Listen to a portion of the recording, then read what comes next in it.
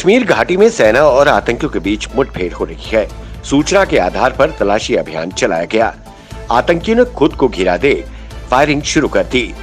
मुठभेड़ अवंतीपुरा के पामपोर इलाके के बीच हो रही है। सुरक्षा बल माकूल जवाब दे रहे हैं। वहीं मुठभेड़ में अभी तक एक आतंकी मारा गया है।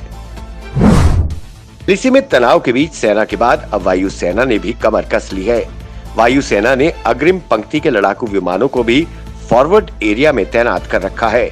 श्रीनगर, लेह, चंडीगढ़ एयरबेस को एक्टिवेट कर दिया गया है।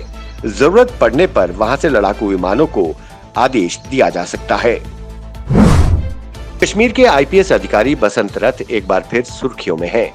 इस बार उनके चर्चा में आने की वजह है बॉलीवुड के निर्देशक महेश भट्ट। महेश भट्ट की इच्छा है कि वो बसंत रथ पर एक फिल्म बनाना चाहते हैं। भारत को संयुक्त राष्ट्र सुरक्षा परिषद के चुनाव में निर्विरोध अस्थायी सदस्य चुन लिया गया है। अब भारत 2021-22 के लिए सर्वोच्च संस्था का अस्थायी सदस्य बन गया है। भारत को इस चुनाव में 192 में से 184 वोट मिले। वहीं पाकिस्तान चिढ़ गया है।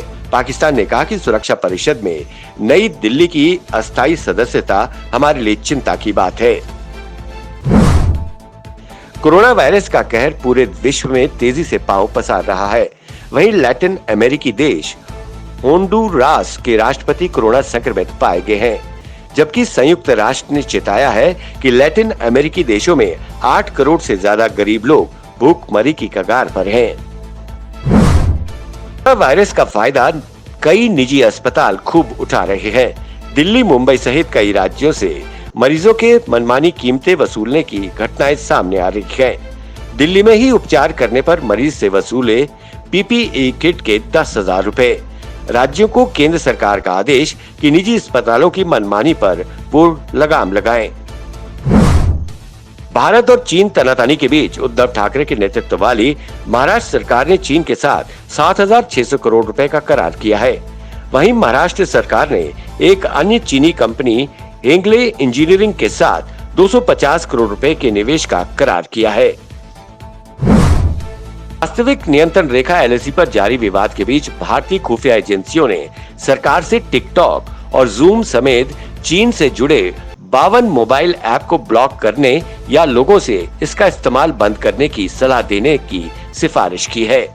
सभी चीनी ऐप सुरक्षा के लिहाज से असुरक्षित हैं। बड़े पैमाने पर डेटा भारत से बाहर भेजा जा रहा है।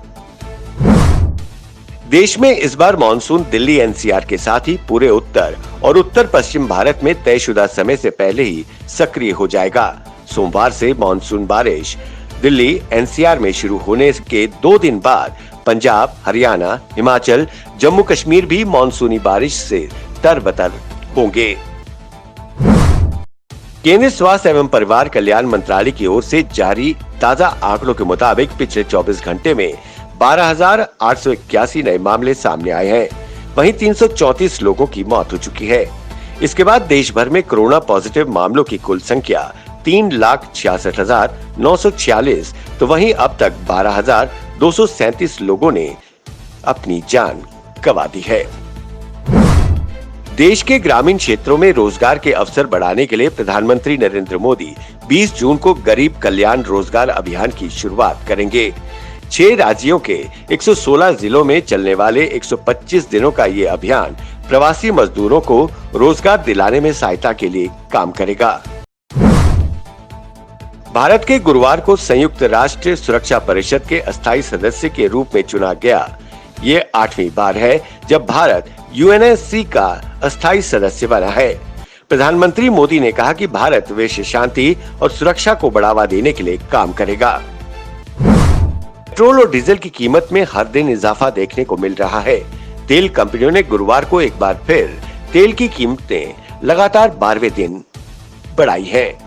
गुरुवार को पेट्रोल की कीमत में 53 पैसे और डीजल की कीमत में 64 पैसे की वृद्धि की गई है। केंद्रीय गृह मंत्री अमित शाह के कोरोना महामारी से निपटने के उपायों की घोषणा के बाद रेलवे ने दिल्ली के 9 स्टेशनों पर 503 आइसोलेशन कोच उपलब्ध करवाए हैं। वहीं 5 राज्यों में ऐसे कुल 960 कोच लगाए गए हैं। कोविड अस्पतालों में वेंटिलेटर्स की कमी को दूर करने के लिए केंद्र सरकार ने अब राज्यों की मदद करना शुरू कर दी है। जल्दी ही कोरोना प्रभावित जिलों में ये वेंटिलेटर्स उपलब्ध करवाए जाएंगे। कोरोना के खिलाफ केंद्र सरकार का ये सबसे बड़ा ऑपरेशन है। देश भर के प्रभावित जिलों में पहुंचाए जाएंगे 10,000 वेंटिलेटर्स। लद्दाख के गलवा घाटी में भारत चीन के बीच हिंसक झड़प चीन की सुनियोजित साजिश थी। इलाके में भारतीय सैनिकों की सही संख्या जानने के लिए चीनी सैनिकों ने थर्मल इमेजिंग ड्रोन का इस्तेमाल किया था। ये चीन की कायराना हरकत थी जो सामने आई है। फिर ज्यादा सैनिक जुटाकर उन्होंने भारतीय सैनिकों पर हमला किया था। पंजाब में कोरोना वायरस के लगातार बढ़ते मामलों को देखते हुए राज्य सरकार लॉकडाउन में और सख्त पाबंदियां लगाने की तैयारी में है। स्वास्थ्य विभाग के अधिकारियों का मानना है कि बाहर से लौटे लोगों के कारण कोरोना पंजाब में तेजी से फैल रहा है। देश में चीन सीमा पर सेना, वायुसेना के अग्रिम बेसों और नौसेना को अलर्ट पर रखा गया है। किसी भी आपात स्थिति से निपटने के लिए तीनों सेनाओं को हथियार की खरीद करने के लिए छूट दे दी गई है। केंद्र सरकार ने बड़ा फैसला लेते हुए BSNL और MTNL नेटवर्क को 4G करने के काम से चीनी कंपनियों को बाहर का रास्ता दिखा दिया है। कश्मीर घाटी में PDP के वरिष्ठ नेता नजीर याटू को पुलिस द्वारा गिरफ्तार कर लिया गया है।